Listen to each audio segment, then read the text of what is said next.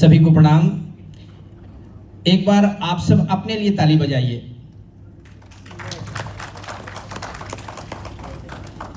श्रेष्ठ कार्य की शुरुआत जब भी की जाए तो निश्चित रूप से दैवीय चेतना का ध्यान करना चाहिए।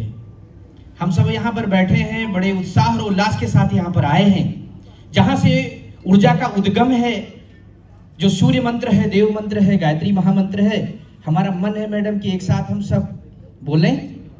सब तैयार हैं जी? तो हम लोग गायत्री महामंत्र एक साथ एक स्वर में बोलेंगे।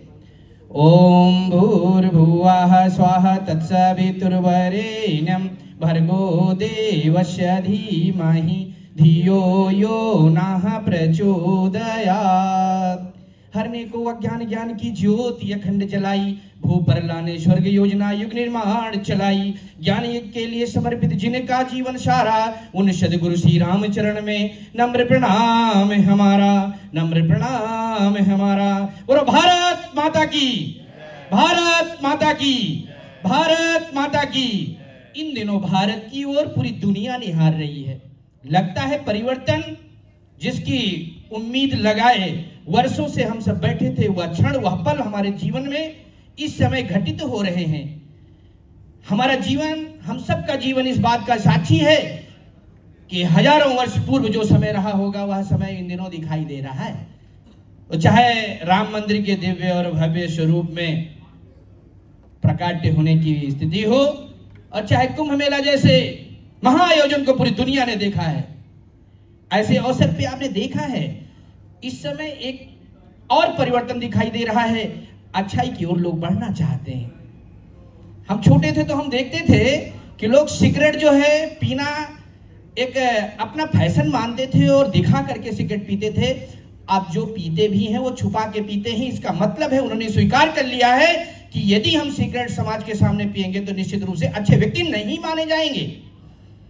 यदि अच्छा समाज बनाना है तो अपने समाज से व्यसन को हटाना है।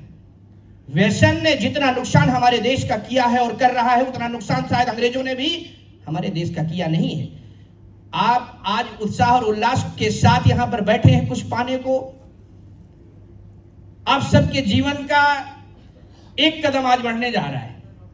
इसमें एक संकल्प लेने की जरूरत है कि वास्तव में जो राक्षस हमारे समाज को इतना बड़ा नुकसान पहुंचा रहा है, प्रत्येक व्यक्ति को नहीं लेकिन घर को छोड़ने को तैयार नहीं है। उस माता पिता से पूछे जिसका बच्चा रात के 2 बजे शराब के नशे में गिरता पड़ता हुआ आता है। कैंसर के हॉस्पिटल्स, दीदी हमारी यहां पर बैठी है, कैंसर पर बहुत सारा काम करती है।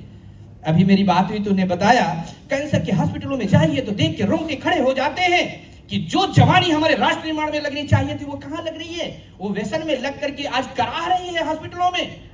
अरे लोग रो रहे हैं, चिल्ला रहे हैं, मौत के बराबर प्रतिदिन कष्ट उठा रहे हैं। इस पर हमारी आपकी जिम्मेदारी है। जैसे बहुत सारा यहाँ पर ये कार्यक्रम हो रहा है, परंतु अभी कहीं यदि बड़ी घटना हो जाए, मान लीजिए आग लग जाए, क्या करेंगे? सारे लोग हम दौड़ेंगे आग को बुझाने के लिए। उसी प्रकार व्यसन पूरे समाज को उसी प्रकार अपने चपेट में ले रहा है। आर्थिक नुकसान तो कर ही रहा है, हमारे देश की बहुत बड़ी क्षति कर रहा है।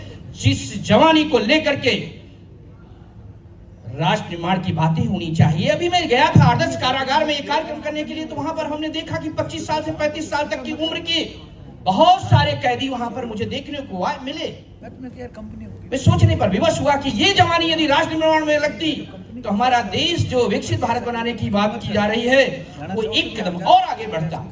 परंतु कहां कमी है, कहां गलती हो रही है हमसे, उसको निश्चित रूप से हम सोचें और समझें। हमारे बहुत ही अच्छे अच्छे यहाँ पर लोग आए हैं। आप सबसे निवेदन है कि नशा मुक्त भारत बनाने में की मुहिम इन दिनों वास्तव में अंदर से उठ रही है।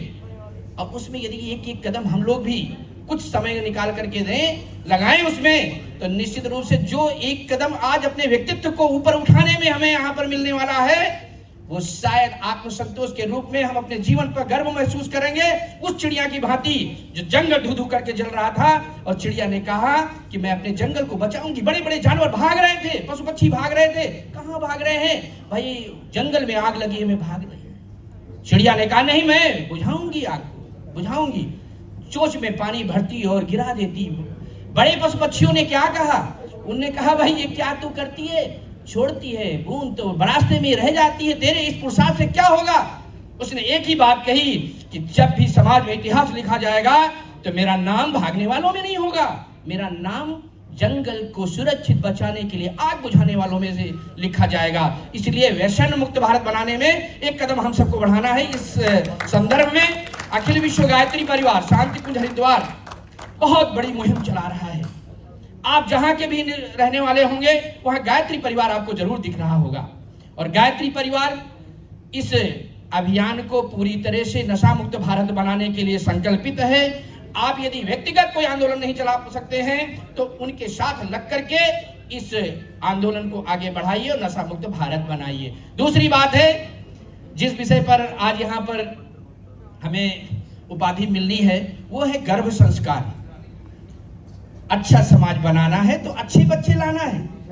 अभिमन्यु के फैक्टर को डॉक्टर गायत्री शर्मा जो उत्तर प्रदेश उत्तराखंड की डीजी हेल्थ रही है, उन्होंने यह सिद्ध कर दिया है कि बच्चे को जो बनाना चाहे हम गर्भ में बना सकते हैं। आप घर मकान बनाते हो तो बड़ी तैयारी करते हो, बड़े इंजीनियर और आर्किटेक्ट और अच्छे मिस्त्री बुलाते हो, मटेरियल भी अच्छा लगाते हो, लेकिन जब बच्चा बनाने की बारी आती है तो फिर आप उस समय ध्यान आपका कहां चला जाता है?